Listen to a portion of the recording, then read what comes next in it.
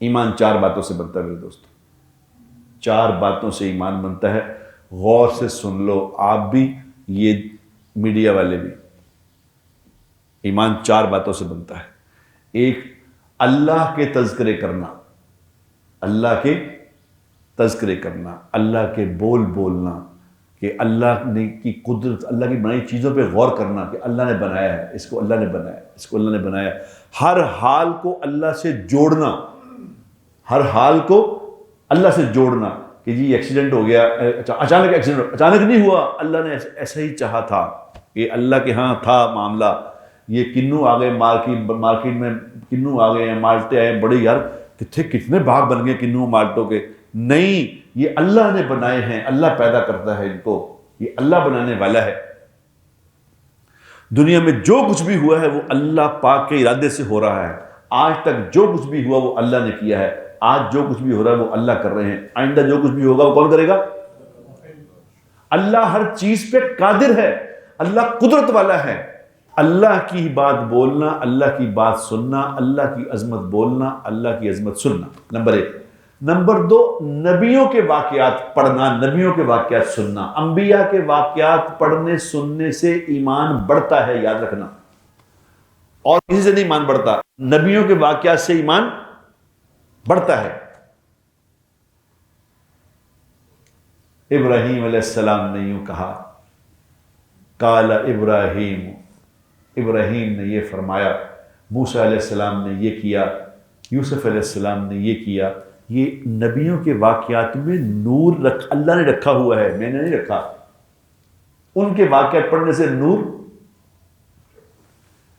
number تین، صحابہ کے قصے سننا، صحابہ کے پڑھنا، کیونکہ ایمان کو سیکھا ہے حضور اکرم صلی اللہ علیہ وسلم سے صحابہ نے، اور جس طرح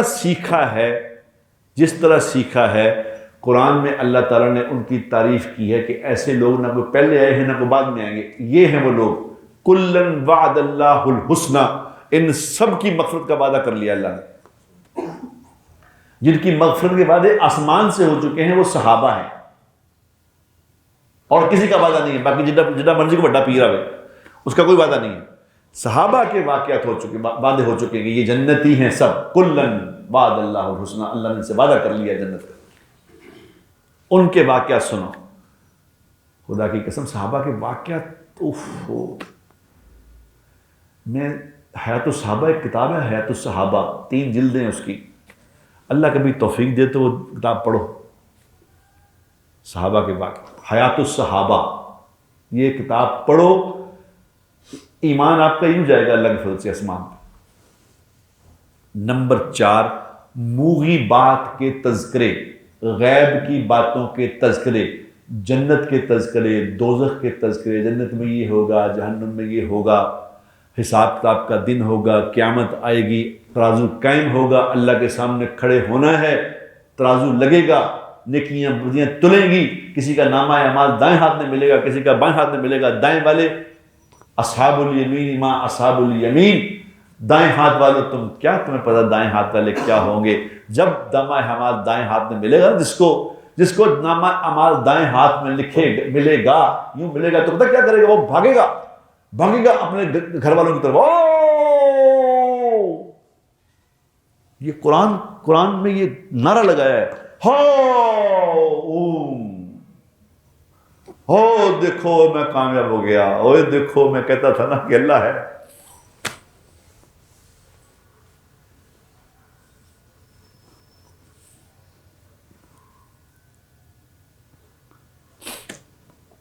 وہ کہے گا کہ میں کہتا تھا کہ اللہ ہے، اس کی مان لو،